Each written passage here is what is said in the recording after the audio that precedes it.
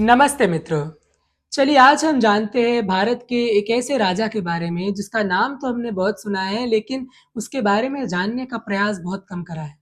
उसके बारे में अधिकतर लोग जानते हैं चलचित्रों के माध्यम से, टीवी सीरियल्स के माध्यम से, लेकिन बहुत कम लोग हैं जो उसके वास्तविक जीवन के बहुत से महत्वपूर्ण अंशों को जानते हैं। और इस राजा का नाम है चंद्रगुप्त। चंद्रगुप्त वह राजा है जिसने नंदों के अधर्मयुक्त शासन को खत्म करके, उसका अंत करके मौर्य शासन काल की नींव रखी थी।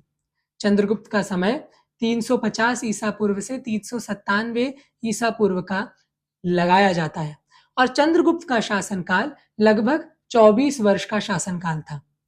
चंद्रगुप्त का वर्णन बहुत से साहित्यों में आता है, जिनमें जैन साहित्य, बौद्ध साहित्य, हिंदू साहित्य, यूनानी लेख व रोमक लेख भी आते हैं। चंद्रगुप्त का वर्णन हिंदू साहित्य में अष्टादश पुराणों में 6 पुराणों में आता है, जिसमें विष्णु पुराण में यह स्पष्टतया बताया गया है कि चाणक्य नाम के ब्राह्मण की सहायता से चंद्रगुप्त मौर्य शासन की नींव रखता है। लेकिन पुराणों के अंदर मौर्य शासन की जो अवधि है, जो आयु है, उसमें बहुत भेद दिखता है, लेकिन तब भी लगभग 140 वर्ष के मौर्य शासन काल को पुराणों के अंदर बताया गया है। इसके अलावा जैन साहित्य में चंद्रगुप्त का जो वर्णन आता है वो सत्य प्रतीत होता है और बौद्ध साहित्य में अशोकवादन, दीपवंश, महावंश आदि साहित्य जो अशोक के जीवन के बारे में बताते हैं, लेकिन अशोक से पूर्ववर्ती राजाओं के बारे में भी बहुत सी बातें उस साहित्य में हमें देखने को मिल जाती है। चंद्रगुप्त की जन्म की कथा किस प्रकार है, चलिए इसे समझते हैं। चंद्रगुप्त के जन्म की कथा भी अलग-अलग प्रकार से अलग-अलग ग्रंथों में आती है, लेकिन उसके अंदर सबसे सत्य जो प्रतीत होता है, वो जैन साहित्य के अंदर आती है। जहाँ पर ये बताया गया है कि चंद्रगुप्त एक ऐसे कुल से थे, जो कुल मयूरों का कार्य करते थे। जैसे आज डेयरी फार्मिंग होती है, वैसे मयूरों का कार्य वो करते थे और इसीलिए मौर्य कहलाते थे। चंद्रगुप्त की माता के गर्भ में जब चंद्रगुप्त था, तो उसकी माता एक बार रात्रि में चंद्र को देख रही थी और उसके मन में ये इच्छा उठी कि वो किसी प्रकार चंद्र का पान कर ले। अगर चंद्र का रस उसे मिल जाए तो वो उसे पी ले। कौटिल्य अर्थात चाणक्य के पास से ही गुजर रहा था और ग्राम के प्रधान की पुत्री होने के नाते उसकी ये लालसा, उसकी ये इच्छा लोगों में गई। और जब चाणक्य को पता चला तो चाणक्य ने बोला कि मैं तेरी इस इच्छा को पूर्ण करूंगा, लेकिन मुझे एक वचन देना होगा, अर्थात जब ये पुत्र उत्पन्न होगा तो ये पुत्र तू मुझे सौंप देगी राष्ट्र के कल्याण के। चंद्रगुप्त की माता चाणक्य के इस प्रस्ताव को स्वीकार करती है और चाणक्य उसकी इस इच्छा को पूरा करते हैं। चाणक्य एक पात्र के अंदर दूध लाते हैं और दूध के अंदर ठंडा दूध जो होता है उसके अंदर चंद्र का प्रतिबिंब जब पड़ता है तो उस दूध का पान उसकी माता को कराते हैं और उसको पी करके, उसका पान करके उसकी माता को यह अनुभूति होती है कि उसने सोम का अर्थात चंद्र का ही पान करा है। बाद में जाकर के जब चंद्रगुप्त का जन्म होता है तो इस बालक का नाम क्या रखा जाए यह भी सोचा जाता है और उस समय उसका नाम रखा जाता है चंद्रगुप्त, अर्थात ऐसा बालक जिसको गुप्त करा है चंद्र ने, अर्थात जिसका रक्षा चंद्र ने करी हो, क्योंकि चंद्र रूपी दूध का ही पान उसकी माँ ने उस समय करा था जब चंद्रगुप्त गर्भ में था। कहानियों में भेद अवश्य मिल सकता है। विभिन्न ग्रंथों के अंदर विभिन्न प्रकार की कहानियाँ व कथाएँ होती है, लेकिन हर कथा की एक विशेषता है, एक समानता है और वो यह है कि चाणक्य हर कथा के अंदर है। अर्थात चाणक्य एक ऐसा नीतिज्ञ हुआ है जो चंद्रगुप्त के जीवन में हुआ ही था। क्योंकि चाहे बौद्ध ग्रंथ हो, चाहे जैन साहित्य हो, चाहे हिंदू साहित्य हो, चाहे फिर संस्कृत के काव्य हो यथा मुद्रा राक्षस इत्यादि, चाणक्य का वर्णन हर साहित्य में देखने को मिलता ही है। आगे चल कर के चाणक्य मार्गदर्शन करते हैं चंद्रगुप्त का नंदों के शासन काल का अंत करने के लिए, नंदों को पराजित करने के लिए और मौर्य शासन काल की नींव रखने के लिए। इस संघर्ष के बीच में बहुत से कार्य हुए और बहुत सी कथाएं आती है चंद्रगुप्त और चाणक्य के जीवन की, जिसके बीच में ये कथा भी आती है कि चाणक्य और चंद्रगुप्त ने पास के ही आदिवासियों की सेना व ऐसे राजाओं की सेना को एकत्रित करा जो नंदों के विरोध में थे, यथा अंभी और पोरस। बहुत बड़ा संघर्ष रहा इस युद्ध को जीतना, लेकिन इस युद्ध को कैसे जीता गया इसका पूर्ण वर्णन देखने को नहीं मिलता, लेकिन संस्कृत का एक नाटक मुद्रा राक्षस बहुत सी जानकारियां उपलब्ध करने में सहायक होता है।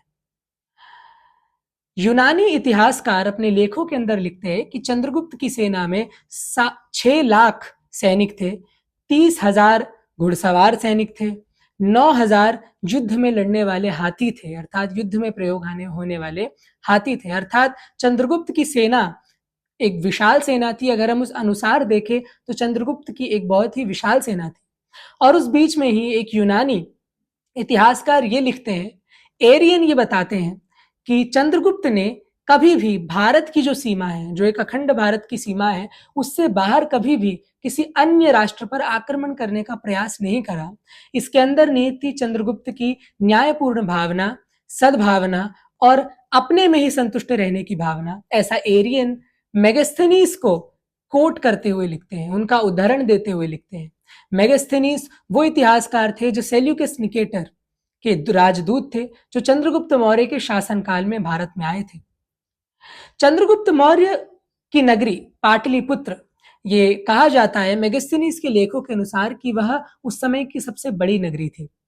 और उसके विषय में मेगास्थनीज बताते हैं कि गंगा के घाट से होते हुए चंद्रगुप्त के राज दरबार में, जो कि उत्तर पश्चिमी ओर था, एक राजपथ जाता था जो बहुत ही भव्य था, जिसके माध्यम से मेगास्थनीज चंद्रगुप्त के राज दरबार में गए थे। वह आगे बताते हैं कि पाटलिपुत्र के अंदर 64 द्वार थे, 570 स्तंभ थे और लकड़ी की प्राचीर थी। अर्थात ये नगर लकड़ी की प्राचीर से घिरा हुआ था, लकड़ी के घर थे और इन प्राचीरों में छिद्र थे जिससे कि धनुष बाण से प्रहार करा जा सके, जितने शत्रु आक्रमण करे उनको परास्त करा जा सके। और पाटलिपुत्र बहुत ही वैभवशाली नगर था। इसके विषय में भी हमें यूनानी राजदूतों के लेखों के माध्यम से पता चलता है। पाटलिपुत्र का वैभव नगर तक ही नहीं, लेकिन वहां के राजभवन में भी प्रदर्शित होता था। मेगास्थनीज इसके बारे में भी बताते हैं कि राजभवन एक छोटा सा महल नहीं होता था, अपितु एक ऐसा स्थान होता था जहां पर विभिन्न भवन होते थे, विभिन्न प्रकार के हॉल होते थे जिन्हें आज हम आंग्ल भाषा में कहते हैं, और बहुत से उद्यान होते थे। और पाटलिपुत्र के राजभवन की विशेषता यह थी कि वहां मयूर बहुत रहते थे, अर्थात वहां पर हमेशा मयूरों के बोलने की ध्वनि आती रहती थी। और मेगास्थनीज ये भी बताते हैं कि उस राजभवन में सब एक एक स्तर के ही भवन होते थे, अर्थात एक मंजिल के ही भवन होते थे, लेकिन जो राजा का भवन होता था, जो अंतपुर होता था, वो 3 मंजिला भी होता था, 3 स्तर का भी होता था। और जो तालाब उस राजभवन की सीमा में होते थे, उन तालाबों के पास राजकुमार अक्सर खेला करते थे। इससे हम ये समझ सकते हैं कि राजभवन के अंदर चंद्रगुप्त के बहुत से कुमार भी हुए, बहुत से राजकुमार भी हुए, लेकिन उनमें उनका वर्णन हमें देखने को नहीं मिलता। एक छाया रूप से ही हम ये अनुमान लगा सकते हैं कि हाँ, उसके भी अनेक पुत्र थे, वह अनेक रानियां थी, लेकिन उनका नाम क्या था ये हम नहीं जान पाए हैं। इसके अतिरिक्त चंद्रगुप्त ने किन किन सीमाओं पर अपना राज्य स्थापित करा, इसे भी समझते हैं। चंद्रगुप्त ने आज का अफगानिस्तान, पाकिस्तान, पंजाब जो गांधार की सीमा है, इसके बाद कर्नाटक, गुजरात और सिंध इत्यादि इन सभी प्रांतों में भी राज करा। और विंध्य जो एक ऐसी सीमा मानी जाती थी जिसको जिस पे राज करना बहुत महान बात होती थी, उन विंध्यों पर भी चंद्रगुप्त ने अपने मौर्य शासन को स्थापित करा था। यूनानी लेखों के अनुसार हमें यह पता चलता है कि सेल्यूकस निकेटर के साथ चंद्रगुप्त की एक संधि हुई थी, जिसके अंदर सेल्यूकस निकेटर ने चंद्रगुप्त को पाकिस्तान और अफगानिस्तान की जो भूमि थी वो दी थी, और चंद्रगुप्त ने बदले में उसको कई सैकड़ों युद्ध में प्रयोग होने वाले हाथी, बहुत सारा धन, बहुत सारा स्वर्ण, बहुत सारे शस्त्र प्रदान करे थे, जो पाश्चात्य जगत के अंदर आगे जाकर के बहुत ही लाभदायक हुए थे।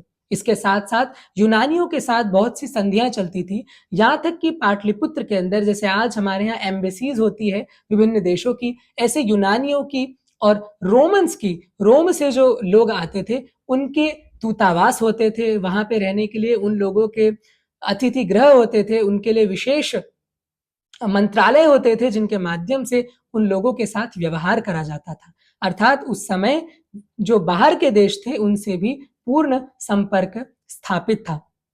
चंद्रगुप्त के निजी जीवन के बारे में अधिक नहीं पता है। अर्थात चंद्रगुप्त की कितनी पत्नियां थी, उसके कितने पुत्र थे, इसके बारे में किसी को अधिक नहीं पता है। लेकिन जैन साहित्य के माध्यम से उसकी एक पत्नी दुर्धरा का वर्णन आता है और उसके एक पुत्र बिंदुसार का वर्णन आता है, जो सम्राट अशोक के पिता बिंदुसार हैं। लेकिन सम्राट चंद्रगुप्त के अन्य जो पुत्र थे, अन्य जो रानियां थी, उनका जो व्यक्तित्व है वो छाया के समान है। उनका स्पष्ट वर्णन क्या है, स्पष्ट परिचय क्या है, यह आज हम नहीं जान पाए।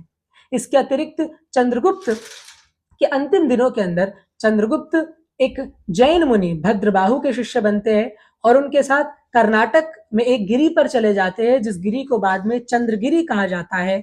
और ये मान्यता है कि चंद्रगुप्त वहां पे संलेखना ले लेते हैं, संथारा ले लेते हैं। जैसे जैन मुनि अपने प्राणों को त्यागते हैं, इस शरीर को त्यागते हैं, ऐसे ही चंद्रगुप्त भी अपने शरीर को त्यागते हैं और अपने जीवन के अंतिम दिनों में वो एक जैन बन जाते हैं, एक श्रमण बन जाते हैं। चंद्रगुप्त के जीवन की और बहुत सी बातें हैं जिनको हम एक चलचित्र में नहीं समझ सकते हैं, लेकिन जितनी भी बातें हमने समझी है उससे ये बात स्पष्ट होती है कि चंद्रगुप्त एक धार्मिक राजा थे, एक सत्यवादी राजा थे। क्योंकि जितने भी प्रमाण हमारे पास उपलब्ध है, चाहे वो यूनानी लेख हो, चाहे वो भारतीय साहित्य हो, कहीं भी चंद्रगुप्त के बारे में कुछ गलत देखने को नहीं मिलता है। ऐसा जानने को नहीं मिलता है कि वो प्रजा पर अत्याचार करते थे या प्रजा उनसे परेशान थी। अर्थात वो एक अच्छे राजा थे जिनका सम्मान उनकी प्रजा करती थी। जूनागढ़ के अंदर शक काल का महाराज रुद्रदमन के समय का एक शिलालेख है जो चंद्रगुप्त का वर्णन करता है। और चंद्रगुप्त एक ऐसे राजा हुए हैं जिन्होंने उस मौर्य साम्राज्य की नींव रखी जिसमें आगे जाकर के सम्राट अशोक हुए, और ये भारत के उन साम्राज्यों में से एक साम्राज्य बना जो अविस्मरणीय है, जो पूरे विश्व के लिए एक एक उदाहरण है कि एक अच्छा साम्राज्य कैसे चलता है। तो चलिए अगले चलचित्र के अंदर जानेंगे ऐसे ही भारत के इतिहास के बारे में कुछ गौरवशाली बातें, कुछ ऐसे तथ्य जिनको बहुत कम लोग जानते हैं।